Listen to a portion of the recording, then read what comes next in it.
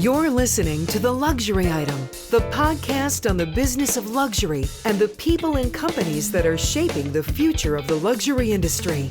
Here's your host, Scott Kerr.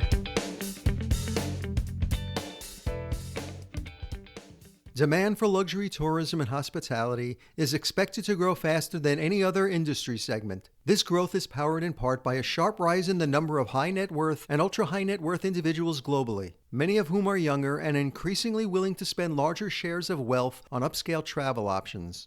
Here to talk about all things luxury travel is my guest, Matthew Upchurch, CEO of Virtuoso, a leading global network of travel agencies specializing in luxury and experiential travel with more than 20,000 advisors and a portfolio of 2,300 of the world's best travel brands and destinations. Matthew is a prominent figure in the luxury travel industry. He has led the Virtuoso network since its founding in 1986, expanding its global operations to 58 countries with annual network sales of $35 billion. He also serves as Vice Chair of the WTTC Membership Committee for the World Travel and Tourism Council. He has won numerous travel and tourism awards and has been inducted into the American Society of Travel Advisors Hall of Fame and the Cruise Lines International Hall of Fame. Welcome to The Luxury Item, Matthew. Thank you for having me, Scott. Great to be here. So, your roots are deeply embedded in travel. While Virtuoso was officially founded in 1986, the path to the birth of the brand dates back to the 1950s. For my listeners who aren't familiar with Virtuoso, I think a good place to start is kind of a brief overview of how the company came about and what gap it was filling in the luxury travel market. This is actually, I love talking about this origin story because it's so special. On my side of my family, my father was one of the founders of the United States Tour Operators Association. So he had built up a company called Personal Tours, which was the first company to open up African safaris in Kenya in 1960s. I always joke with Jeffrey Kent about 3 years before he got started. The famous Giraffe Manor there was the home of our managing director. So my dad did a lot of things on the more traditional luxury tour operator side. And so I grew up on that side. So I was actually a supplier to travel agents for many years on that side. But then I got involved with building up our mostly corporate travel agencies in the early 80s when I was in my 20s and developed that. And as we started buying up some agencies, we had a certain amount of leisure travel. And then we bought an agency called Jackson Travel in Tyler, Texas, that was a member of an organization I had heard about, but didn't really fully understand. And they just blew me away. And it was called Allied Travel. And I love telling the story because, let's just say that by the 80s, I don't mean to be cruel or mean, but the travel agent profession, was fairly commoditized, really had become more of a kind of a clerical booking job, for the use of the GDS and stuff. Right. Whereas if you go all the way back to the 1950s, most people don't know this fact. More people book directly with partners, with suppliers in the 1950s than they even do today. Because, dealing with Pan Am and dealing with those companies back, post World War II, the beginning of the jet age, dealing with an airline was like dealing with, walking into a Neiman Marcus, right? White glove service.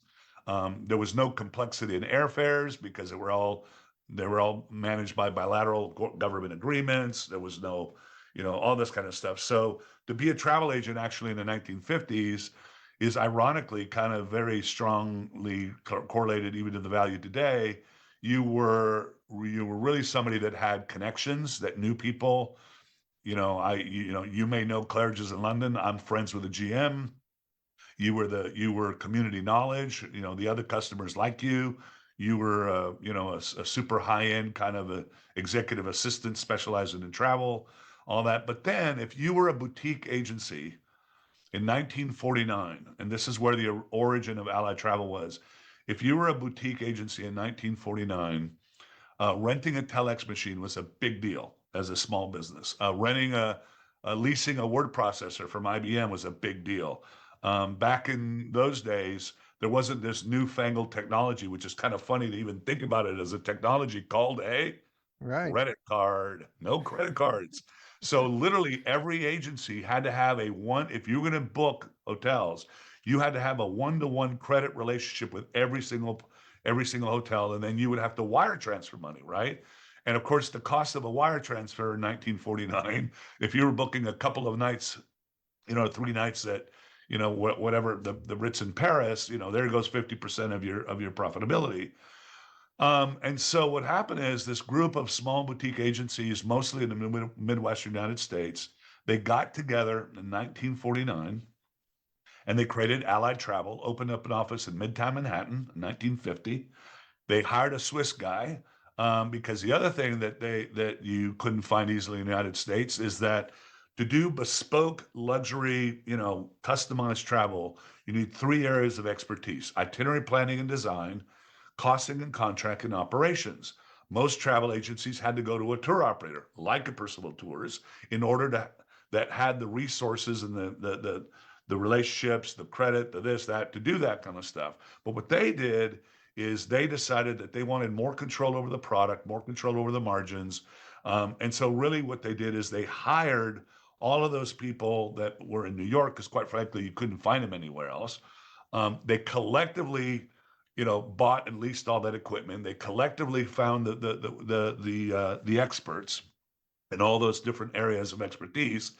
And so if I walked into your office in 1950 and said, "Hey, Scott, I want to do 2 days in Paris. I want to go to the Loire Valley. I want to do this. I want to do that." I would sit there almost like a bespoke, like a tailor. And most of the agency owners of the original Allied were European expats. So it wasn't like they didn't know the destination. But they would sit down and kind of write down a skeleton itinerary, right? And then they would tell you, of course, in those days, people were booking way further in advance. And they'd say, "Well, give me 2 or 3 weeks." And they would take the skeleton itinerary, send it to New York, where they would pull the train tables off the shelf and all this information, use their IBM word processor, and then they would create a beautiful itinerary that was sent back by mail to your agency. The first member was actually in Cincinnati, Ohio. And you would walk in 3 weeks later, and here you would have this beautiful day. You're staying at the Ritz, you're doing this, you're having dinner here, then you're going on this highway, you're stopping at the little town, you go to this little bistro, and then they'll arrive in the Loire Valley, blah, blah, blah, blah, blah. And everything was done in the name of your agency. So the first 35 years of Allied Travel's history was this kind of cooperatively owned research and operations center that was an extension of that boutique agency. And if you think about it, I love telling the story because, I did agency sales for my family's tour company when I was 22. And I apologize if I'm insulting everybody. I don't mean to, but the industry is a lot different. But after a year of agency sales, if you would have told me that I was going to hang out with travel agents for the rest of my life, I would have run out the back door as fast as I could. And I don't mean to be mean or cruel, Yeah. but then I met the Allied members, and they absolutely blew me away with how incredibly, professional they were, their knowledge of destinations, the detail, the whatever. I mean, they were really professional. But what also really enthused me was the whole way that they had come together to share resources. And that was something that was very intriguing to me because that's in 1986. And then in 1987, the American Express Platinum Card was born and the era of direct marketing started. And that was when all of a sudden you saw this kind of approach to, to big companies coming at them. And I thought, you know what? Why don't we do in other areas what these guys have done, in operations? So we took our probably the first thing we did to make us a network instead of a tour operator is we took our global network of DMCs, and we made them available for agencies to go directly overseas and not have a middleman tour operator. You can imagine how much margin that took off of that and how much more margin it provided. But it also extended the ability, because that's the beginning of the fax machine, and that was one of the first things. I'm about to go do a speech at Pier 66 in Fort Lauderdale, and it's kind of going to be a very interesting coming home because in 1987, I did 1 year after we bought Allied, I did one of my key presentations there wanting to ask people to install satellite dishes at their agencies, install a CRM. But of course, I forgot that nobody had a PC back then. And then but I did get away with getting them to all install a fax machine. So years, decades later, the ethos is still the same. We're really an organization that comes together to share resources and a common brand. And what happened is I dealt with this incredible group of agencies for almost 15 years, little over, about 13 years. And then in 1997, when the OTAs came along and the airline commission caps happened, and everybody was saying that travel agents were dinosaurs, they're all going to go away. I said, yeah, the ones that are human vending machines are going to go away. But these people that I've been serving for 15 years, there are 72 million baby boomers coming down the pike. And I guarantee you, they're not all going to want to be DIY. And sure, the cheaper stuff, the whatever, the basic stuff is going to be there. And so but I was so frustrated because the zeitgeist at the time was that, all travel agents were just, whatever. And so that's when we got together and eventually rebranded ourselves in January of 2000, 3 years into the OTA revolution, as a Virtuoso. So we went from Allied Percival International to API Travel Consultants to Virtuoso. And we did that in order to create a consumer brand where people could say, hey, these people are different, right? These are real professionals. And it's been quite a ride since then. Yeah, and you have many esteemed luxury hospitality brands in Virtuoso's massive network, including Amman, the Peninsula, Belmont, Abercrombie and Kent, Four Seasons Yachts, just to name a few. I think there are about 1,800 hotels and resort properties overall. What are the criteria for being a property partner with you? First of all, I think what's really important to understand is that Virtuoso is very much a co-created organization. What do I mean by that? I mean that we as the management, we really work hand in hand with our members to try to identify what's hot, what's new, what's great, what's out there. So it's by invitation only. We don't take a brand as a whole brand, right? We take them individual properties. So we work with our members, a lot of which are specialists and a lot of, in different destinations to really keep at the top of this. So the first and foremost is top of its class for what it is, right? So is it a palace type hotel? Is it a more, is it a ranch, a camp, of this, whatever. So, in today's world, there's a lot of different categories as luxury has become a lot more than just, gold faucets and fancy Right. things, whatever. There's a very broad perspective of it. So we basically work with our members out there and understanding what's going on, what's new, what's there. And then the other thing is the relationship and the added value. And it's interesting because, when the OTAs came out and the hospitality industry pretty much lost control of its pricing and its distribution for almost a decade, I would say from 97 to 2007, roughly. Everybody was scurrying around trying to figure out how they're going to protect, how are they going to deal with the OTAs. We went to our partners and said, look, what we want to sell your property at your highest ADR, right? Because we want to support quality and we want to support this, but you've got to give us something to talk about with our customers. There's got to be some added value or something. Otherwise, I don't care how wealthy somebody is, right? They're not stupid. They didn't get wealthy by being stupid and being taken advantage of. So why don't you give us some benefits? That's when we started coming up with, with upgrades, with credits and things like that, breakfast included, things like that, things that we could do where we could get the customer to focus on the value add. And because of the power of our relationships, the Virtuoso clients would get priority, quite frankly. So when people would come in, they would get priority because of the amount of business that we were sending them, because we sent them business all year round, things like that. It's easy to be full when, it's New Year's or festive or whatever.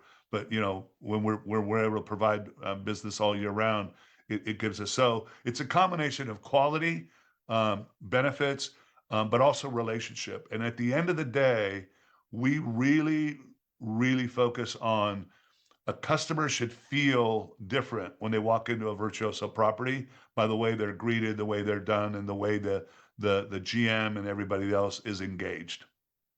So, how were your bookings last year versus the previous year? Did you feel the impact of inflation as consumers were a little more cautious with their spending, or is it more bifurcated, whereas it didn't really impact the luxury traveler as much? Yeah, it didn't. Our ADR went to a record high in 2024. I can say some of where numbers were up. I mean, we were up, which was absolutely pretty incredible because 23 was a record and Hmm. huge growth. And in 24, I just actually got the final updated numbers for 24, and we were up across all of our categories, almost 24%. So that's a huge number. Our ADR just just barely, just shy of $2,000 per night. Hmm. That's our average ADR, not our highest ADR, our average ADR. So if you think about that, now you're absolutely right. It definitely did bifurcate. We are starting to see a little bit of pushback in that the lesser they put up with a little bit of a the luxury customer put up with a little bit of call it mismatch between rate growth and service delivery. So we Hmm. are starting to see a little bit of pushback, but not so much pushback on the rate, but making sure that the rate and the value proposition match. Um, but it's quite impressive, and if you look at it, there's still there's still a dearth. I mean, I think the other thing that's really impressive is how far um, we we almost don't even we rarely today like we're gonna be updating our U.S. members next week in Fort Lauderdale at our annual forum, and we almost don't present sales on a 1 year basis anymore because if you're in the luxury sector, you're as busy right now booking 26 and 27 as you are 25. Right. So literally, and our sales on a 2 year forward basis for 25, 26 are already now like 35% ahead. So, who are most of your clientele? Are they the ultra high net worth individuals who just prefer remote, private destinations, accessible via private airport, and tailored experiences available nowhere else? Or are they the more aspiring luxury travelers who perhaps aren't super wealthy? They prefer visibly branded luxury, maybe value seekers, but will splurge on individual components of their travel, that type of thing?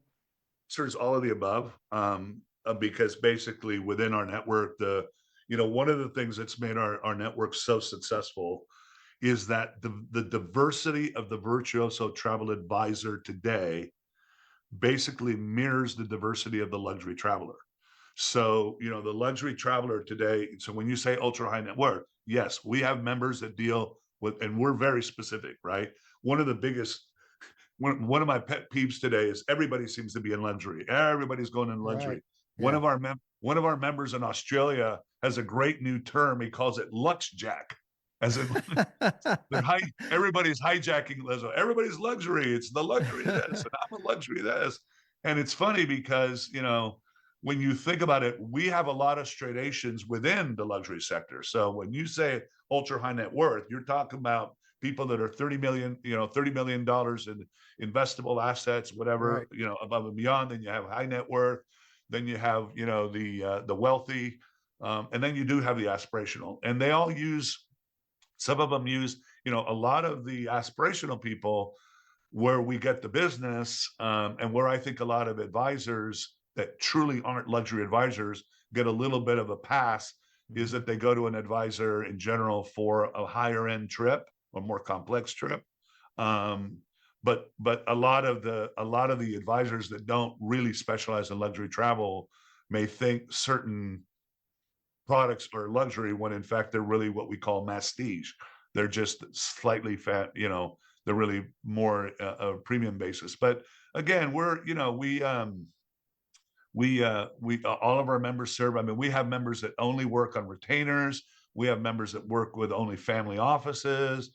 We have all kinds of, and also what's fun is it's not only their wealth, but it's also generationally and passion point driven.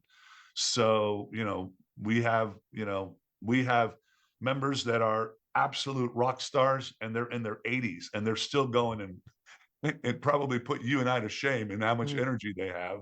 And then we have, brand new, Gen Zers, and that are already in and doing quite well. So it's quite a variety.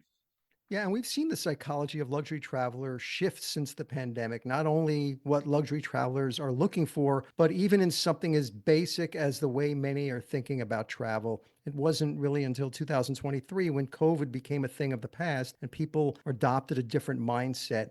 More business and leisure travel have intertwined. We're seeing a penchant for long, slow travel and a deeper desire for wellness travel. Who are today's luxury travelers and what do they want? Everything you said is absolutely true. I think the only nuance that I would give it a little twist is that everything you just talked about was there before the pandemic. And what I mean by that is that these were actually growing trends. So there's a number of things around this, right? So every single one of those things: slow travel, multi-gen travel, skip trend travel, where grandparents take the grandkids. Um, you know, yes, one of the things that's probably was unique to the pandemic was the hybrid, the work from anywhere thing is probably one of the things that's probably the most specific to the acceleration of it. But even in that one, it was a trend that was already happening. And the way I see the pandemic is it's the great accelerator. It's kind of like if you're a Mario Kart player, right? It's like that turbocharge when you hit it just right, and you just take off and pass everybody. But remember, the fundamentals that made travel hit its high watermark in 2019, the fundamentals of the marketplace did not change. Meaning that there were a couple of things. There were three major factors that were driving travel in general and luxury travel in specifically. Number one was the longevity revolution, and the fact that we have never in the history of our planet ever had 5 generations, and now six generations of people all traveling at the same time in the numbers they're traveling. And why is that?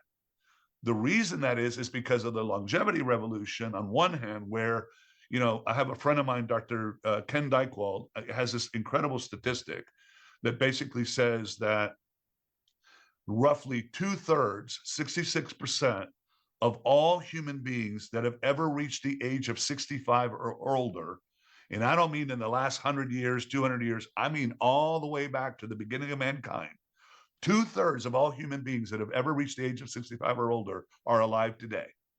Now, Hmm, we've had 65-year-olds, we've just never had very many of them. right. So you have the longevity revolution on one side, which of course travel is one of the key things, and da da da da.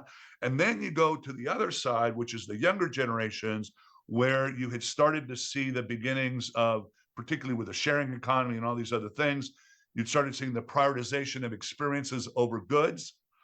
Also accelerated by the fact that baseline quality of manufactured goods had really grown tremendously. I always use the example of a Hyundai 18 or 20 years ago and a Hyundai today.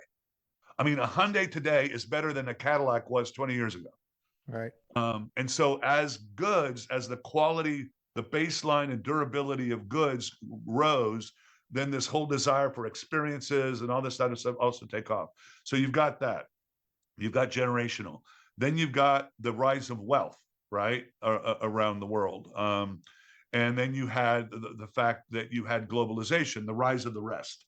And those were three major factors that were already impacting travel. And then what you have is the pandemic was the largest, first of all, the pandemic, this past pandemic, because it never happened even in pandemics before with the Spanish flu, whatever, was Mhm. the first time in the history of the planet where every single border in the world was closed for some period of time. Had never happened in world history. So you had this psychological kind of, this event that basically made people question, the validity of their time and their humanity and all these kinds of stuff. And it really was, I mean, I call it the giant slingshot Right. that made us do that. And and travel had already been moving in this direction. You go back to the Great Generation and the Depression era. Travel was a luxury, and so that's why I call these accelerators, because the idea that travel was really a God-given right, part of your life, part of what makes you a human being, part of what's something that makes you interesting, something that deepens relationships and bonds. All of that had already been there. The travel industry has witnessed a significant shift in recent years with the rise of online travel agencies, the OTAs, and digital booking platforms. Many predicted online booking platforms would render these travel professionals obsolete, but the opposite has happened. There has actually been a resurgence of the traditional travel agent or travel advisor and travel concierge services. It seems expertise is back in vogue. Why has the travel advisor industry experienced significant growth in recent years? It's interesting because I would go back to the fact that it's not just expertise, because AI systems, to your point, I mean, AI systems are quite impressive, quite frankly.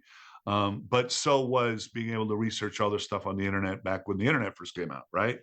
So I think that what's happened is, first of all, the role of a travel advisor, a modern day travel advisor, is very different than what used to be known as a travel agent. And this is not something that's happened just in travel, right? Same thing was said about the online brokerage business, right? Mhm. And a lot of other things. What happens a lot of times in these evolutions is that people start to they certain thing. Every industry in the world, every sector in the world is polarizing between optimized commodity and optimized experiential. And so you're either Jeff Bezos or you're Bernard Arnault, Mhm. right? You're at opposite end of the spectrum. And being in the middle, kind of in this muddled middle, right, where you're not really a commodity player, but you're not really a good experiential player, doesn't work very well. I would always urge people to make sure that you're not in there. So the strength of experiential anything is in the fact that it's based on human connection and relationships and trust, and just the fact that our inner chemistry is set up to be, we're emotional, quite frankly, irrational beings. And so what's happened is that the role of travel advisor, has become, they're an influencer. They are a confidant. They're somebody that's fun to talk to. The modern day travel advisor should be delivering value in three different areas. What do you do before the trip? The whole thing, that's expertise and this and whatever, how you ask the right questions. I find it very interesting. Probably a decade ago, I literally said in the midst, still in the midst of the normal online revolution, I said, in a world where answers are a diamond, I mean, basically getting an answer is there's no cost to it, right? You can go online and find all kinds of answers. What really stresses an intelligent person, traveler or whatever, is, did I ask the right question? That's what I'm always worried about. It's kind of funny because today, when you think about the word or the concept of prompt engineer, what the hell is prompt engineer?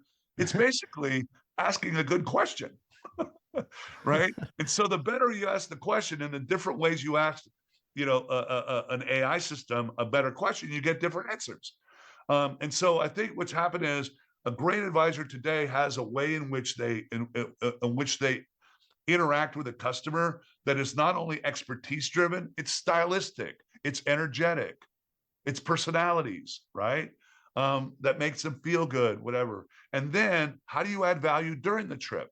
It's travel. It's not if something's going to go wrong, but when something goes wrong. Who's got your back, right?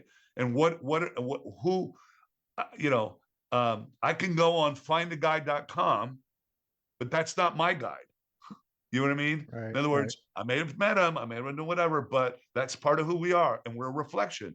One of the reasons that we at Virtuoso led the way in the industry in literally getting our members to spend thousands of hours and money and treasure and whatever in networking, right? I mean, you look at, we started what is Virtuoso Travel Week in 1988. I mean, now there's I can't keep up with all the events, but we did it in order to scale personal relationships. Why? Because if I know the GM of this hotel in Patagonia or this or this or this person, we're human beings. I call it, you can't take the human out of humanity. If you and I are friends, Scott, we've met and we've survived, you know, you know, 4 days of a grueling Virtuoso Travel week, right? It's almost like a badge of honor. Yeah. When I send you a client, you're human. You're just going to treat them a little bit different. You're going to say, hey, I know Matthew, blah, blah, blah.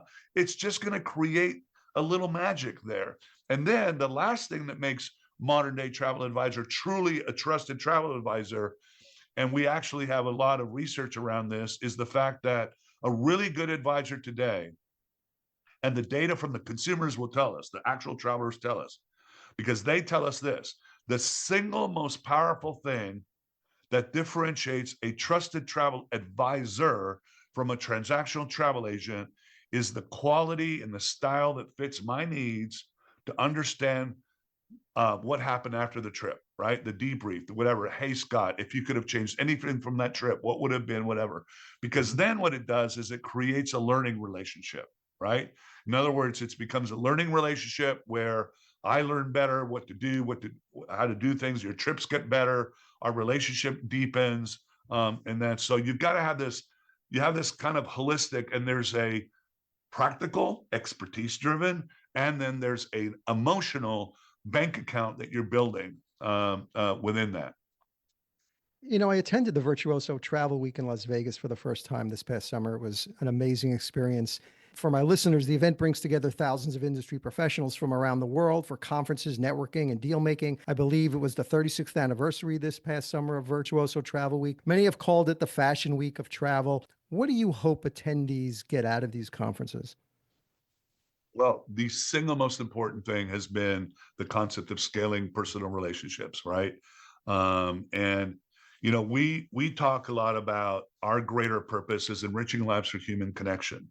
So that's our greater purpose. We happen to use the Patrick Lencioni framework for the way we run the company, and it asks you these critical questions. And the first critical question is, what is your greater purpose? Like, not how do you make money? What do you do? But what, if you were to disappear tomorrow, would people even notice, right? Right. And Why do you that's exist? driven. And for us, it's enriching lives for human connection. Well, when we say that, we don't mean it just for our customers. We mean it for ourselves.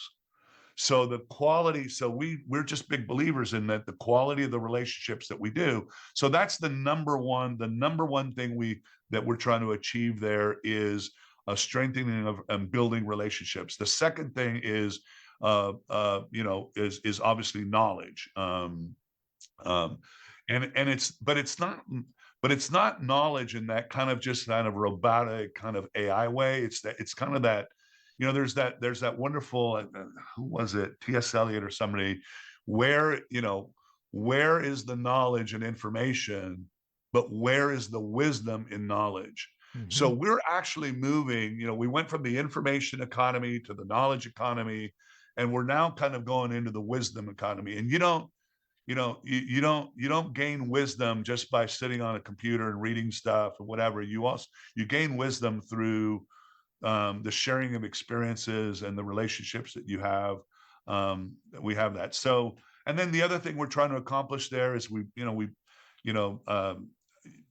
if you were here, last year, we had Simon Sinek back, Right. who's become kind of Simon's going to become the unofficial godfather of Virtuoso, because when he wrote the book Start With Why, Yep. he reminds us that people commoditize the what, but they buy the why you do something. And so it's also a gigantic global exercise in a shared why. When you spoke at the opening session of the event and you highlighted three strategic areas of your business: network, innovation, and technology data that will drive growth for Virtuoso. Could you elaborate on your overarching strategy and vision? Yeah. First of all, it's kind of funny because I've always loved technology, but I think what's really interesting is, and maybe let me address the technology piece first, because um, a couple of years ago, I had this epiphany, and it was like, why do tech companies, like real tech companies, right? Not people that use tech, but real tech companies. Why do tech companies always talk in terms of domination, right? We're going to dominate whatever. Mm-hmm. And it occurred to me that there's actually, besides all the obvious things, there's also one other, like almost maybe hidden obvious thing, because it's actually possible. It's actually possible to be 80% of search, Right. or 90% of all the AI chips or whatever the heck it is. It's actually possible in the technology world. But in the human-centric, human-dependent world, that's almost impossible. Because what I feel about that is that in the human-centric and human-dependent world, where the human is not seen as a cost to remove, or put it in tech terms, where the human is the feature set, right? They are Right. the user experience. Well, in a human-centric, human-dependent world, the best strategy is collaboration. And so that's kind of, so what we're our vision on the use of technology is, how do we build an ecosystem? Because I don't believe, Virtuoso will never be the Uber of travel advisors, meaning that a single way of a single user interface on how to do workflows and how to do something will never be the mark of success for us, because then we are commoditizing the creativity of those work processes, right? So one of the reasons that our members are so successful is because of the diversity of the way in which they handle their business, right? Mm-hmm. Somebody may say, "Oh my God, can you believe that shoemaker on the Ponte Vecchio is still sitting there cobbling shoes?" Well, you may scoff at it, but it's also the reason why people pay him $3,000 for a pair of shoes. you know Yeah. it's the artistry of it, whatever. So for me, on the technology side, we really, our focus is to become technology enablers. I'm blown away by the utilization of different technologies. I remember the early days of the internet, but also that all the tech people are always talking about how this is going to displace travel agents, and this is going to displace travel agents, and when we get this done, it's blah blah blah. But for example, to just give an example in history, something that became so ubiquitous so quickly turned out to be the greatest technological accelerator of our profession. And that was mobility, right? 2007 was a huge year, because that was the year the iPhone was invented, iPhone launched. Yeah. right? That was the year the iPhone was launched. And now we have computers in our pockets, and also accelerating mobility, and the birth of not Facebook, but Facebook on a mobile device, which is when it really took off. So mobility, the ability to work from anywhere, and social media became these two huge ubiquitous technologies that unchained the travel advisor from the desk, and actually created probably one of the first and original digital nomad professions in the world, right? And the quality of people who became travel advisors when that happened just went through the roof. Next thing you know, I've got lawyers quitting their law practices, and all kinds of professionals and stuff, because those technologies help that whole thing. And when it comes to our network, the way our network works, the way we see the future is, Virtuoso has always kind of worked through this kind of network effect, where it's like, Scott, you're the guy that everybody knows in Europe, because you're the guy that's super high-end European hotel booker, and I'm the person that knows, that every expedition cruise company knows, because I do all this business. And the way that our network has always worked, even all the way back to the beginning, is that it's a little bit of borrowing our street cred. It's like, oh, you're all virtuosos. Oh, well, and so we borrow each other's street cred, we borrow each other's knowledge, we share knowledge back and forth. And I think one of the things that really differentiates Virtuoso, and we've had members that have been in our network, grew really large, and really didn't believe in this whole idea about sharing or whatever, and became instead of collaborative, overly competitive, and sometimes they've got to move on, and that's fine. But who we are as an organization are for those organizations, large and small, that believe in the collective ability for us to do something together. And so for now, what's happened is we're now starting to develop the ability to take different areas of market opportunities, adventure travel. I mean, we did that all the way back in the mid 1990s. We saw that soft adventure was something that was building, and we had a bunch of advisors that really wanted to grow that area. But most of the top soft adventure companies did not deal with travel agencies. So Butterfield and Robinson, Backroads, all these guys, they had a little bit of travel agency business, but they were mostly seen by the traditional travel agency community as anti-travel agent. Well, I used to tell them they're not anti-travel agent. If they would have relied on travel agents to sell their products, they would have gone out of business because Right. they're niche specific players. And I said, I don't care whether somebody has direct business. I care whether they're willing to be a good omni-channel partner, right? And as long as they're good at omni-channel, so we went out as a network and literally brought in a bunch of the world's top soft adventure companies and became great partners and grew their business tremendously because they were able to easily get to the enthusiast, right? The enthusiast biker, the enthusiast whatever. We were able to bring them the person that was the more eclectic. One year they go on a cruise, they take a bike trip, they do all this, whatever, and it was a great example. So what we see around the world is our ability to create, to take the naturally occurring communities of our members and our advisors that that are really good at any particular thing and create enough critical mass so that it is able to create an advantage for those advisors that are specializing, but it also gives you an advantage even if you're not specializing, because you've got your brethren over here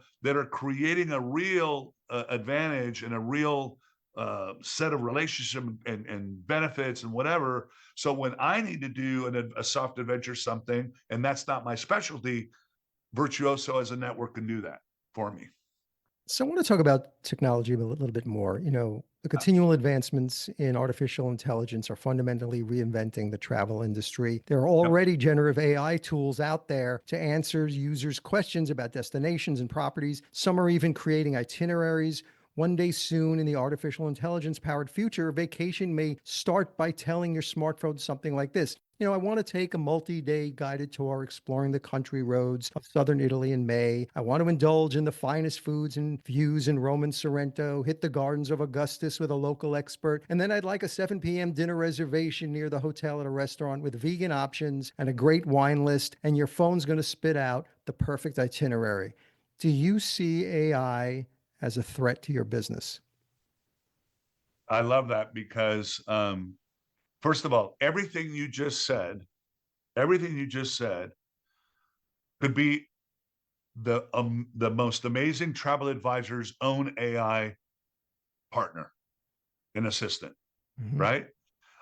And so I actually think what you're going to find is it's going to be a very interesting world going forward.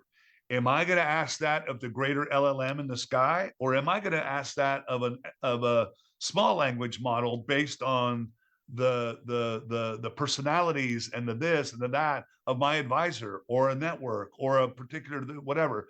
It's going to be interesting to see where this goes. I already have, what you just said is exactly what's happening, and it is impressive. Like I'm doing in my talk next week, I'm talking about one of the ads I'm showing is the new Pixel 9, the Google Pixel 9 ad, Right. where the TV ads are all about where now they're sitting there having a conversation. They're laying down on a pillow and they've got their phone next to them. Yes. Hey Gemini, can I interrupt you? Of course you can. And da da da da da da da da. But I tell you this right now, we are social animals. And at some point, we're also adaptive animals.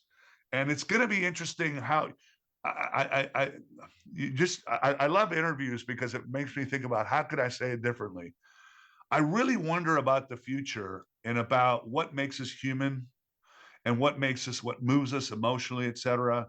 And I'm literally sitting here, when somebody loses a key capability like sight, right? Mm-hmm.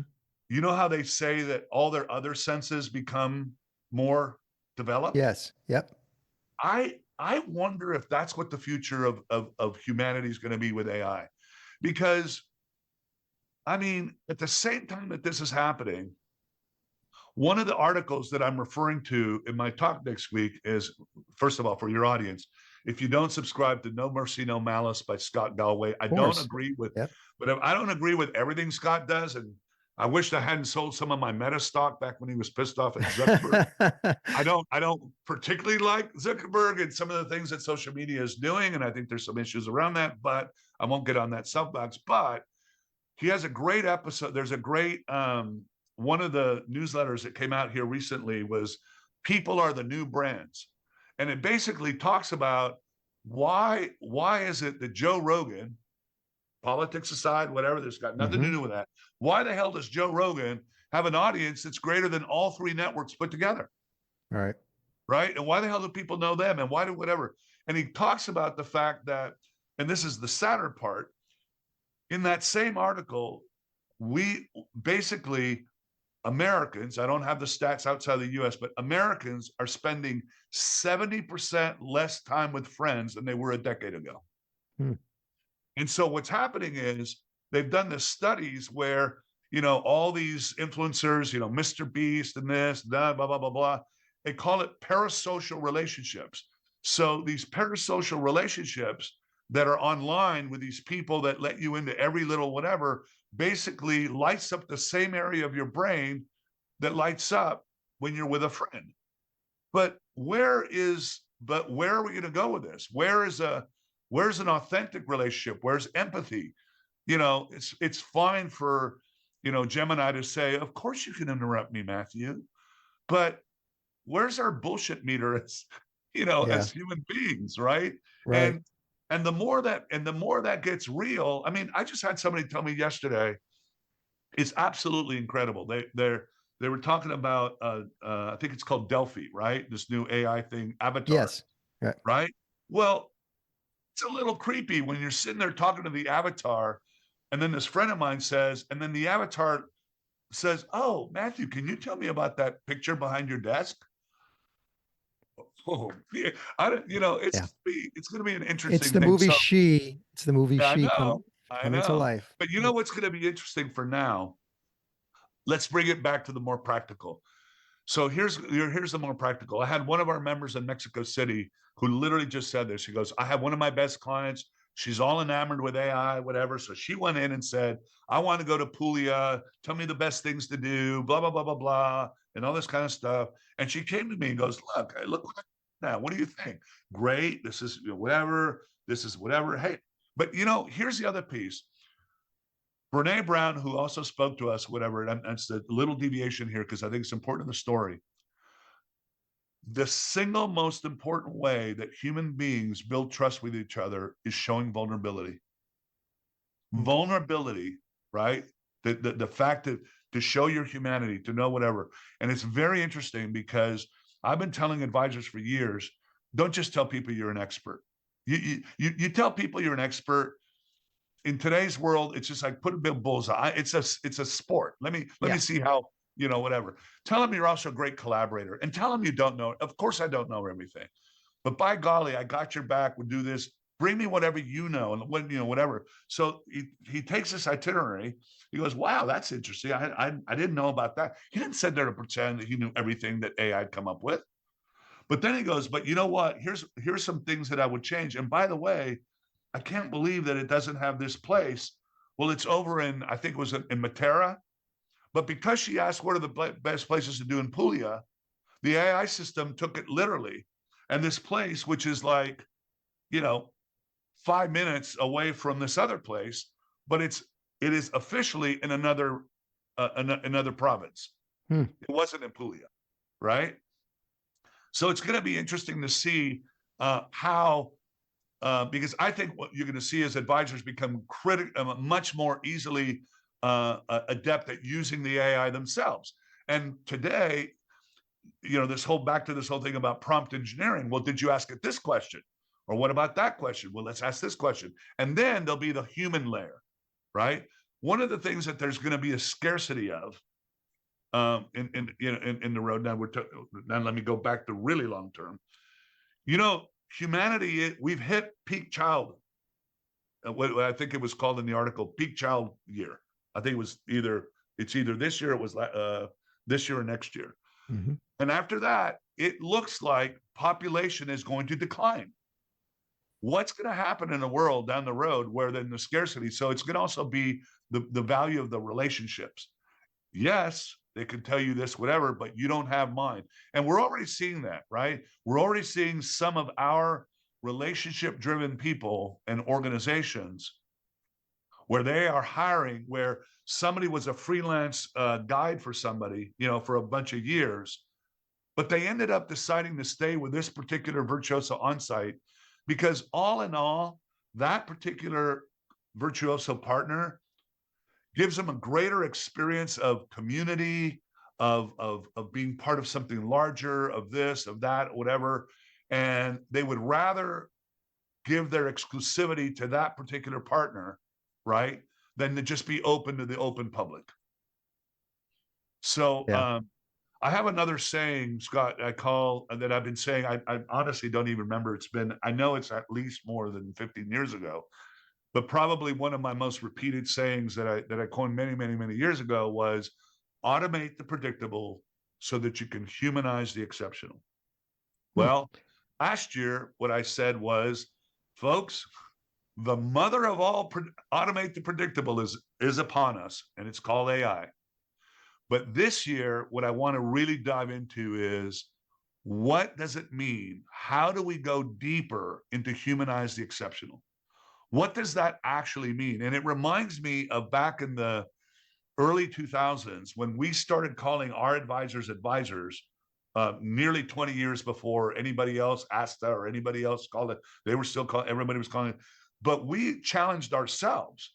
We had an innovation team of agency owners that volunteered to put together this thing, and we call it the Agent to Advisor Leadership Group. And basically, what the remit of that innovation team was, okay, other than the fact that we're calling them advisors now, what the hell does it really mean to be an advisor? How do we as agencies and businesses need to change the way in which we interact, train them, support them, do whatever? What does it really mean to be an advisor, and how do we really scale that, right?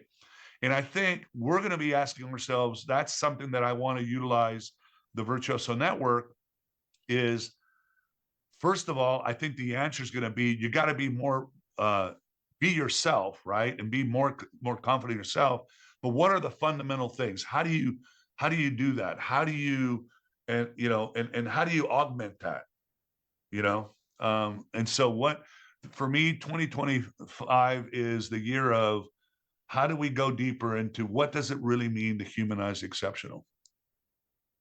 I mean, I don't have to tell you, luxury hospitality is in the middle of a boom. And in an effort to target well-heeled travelers, it's becoming very apparent that ultra-luxury hotel players, many of them are in Virtuoso's network, are focusing their attention toward providing top service and more personalized, immersive experiences. They want to stay at hotels that deliver beyond already high standards. For many luxury guests, these intangibles of spirit are what they're paying for, not the opulence and the glitz. Do you think that's what defines true luxury hospitality today?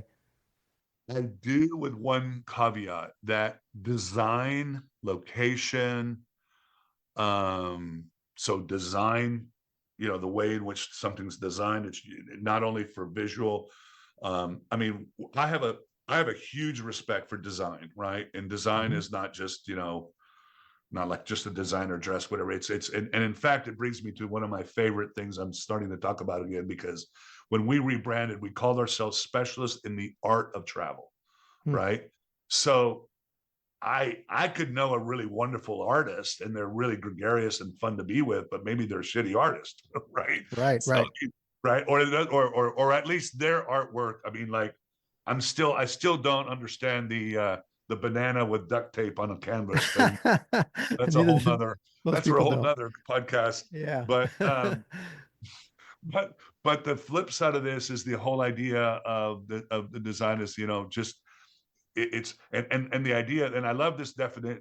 I love in the world of AI, I love this definition of an artist, because we rebranded ourselves as Virtuoso. We said specialist in the art of travel.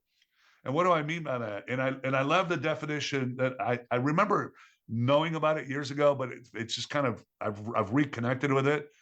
And I love this definition of an artist: somebody who produces something you didn't even know you wanted. Right? It's like, what does an artist do? Yeah. They create something that I don't know why I want it, but I want it. Right. Right. And Well, Steve Jobs knew that when he launched the iPhone. right. So it's like, it's whatever. So, but I will tell you this. So obviously design, quality, locations, I mean, those things are still there. They're still important, but I do feel that the reason that that's so important is that how did you make me feel? I've been talking for a couple of years now that another way of calling luxury is to rebrand it as the how did you make me feel business. And I don't care whether I think the first time I started using that is I did a presentation to Walpole, which is, the British luxury organization. Yeah. And it was really around the idea of like, how did you make me feel? Which is why, storytelling, origin stories, I always talking about, isn't it funny how when you get to know the winemaker, the wine tastes better, or things like that. Again, it brings us back to this whole idea of us being, emotional, social, irrational beings. And so I think the critical piece, and I've actually said this to the hospitality industry, I think what's going to be really critical around this is that they say they do all these things, but the most important thing is going to be culture. Right. I think that those hospitality organizations that truly make their team members feel like they are enriching themselves, that they are in a culture of purpose and seen and this, whatever. That's going to be they're the ones that are going to take the lion's share of the success. So, Matthew, my final question is the luxury item question, which I ask all my guests. So if you were stranded on a deserted island and you could only have one single luxury item with you on that island, what would that luxury item be? It can't be any form of air or water transportation to take you off that island, or anything that requires mobile service so you can call somebody in the Virtuoso network to pick you up and get you off that island. It's just you on this lonely island, maybe represented by Virtuoso, who knows. What would that one single luxury item you would like to have with you? Another human to talk to. It's not Wilson. That's a good answer. I mean, it's like none of that shit would matter to me. I would go back crazy if I didn't have somebody to talk to. Now, that poor person might want to leave the island after a few days. Matthew Upchurch, Chief Executive Officer of Virtuoso, thank you so much for joining me on the luxury item. Thank you so much, Scott.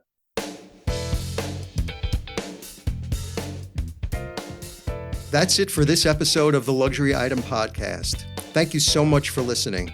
If you found this useful and entertaining, I would be really grateful if you can share it with a friend or colleague. I would love it if you subscribe so you never miss an episode. And while you're there, be sure to rate and review us on Apple Podcasts. It really helps other listeners find us. The Luxury Item Podcast is a production of Silvertone Consulting. I'm your host, Scott Kerr. Until next time.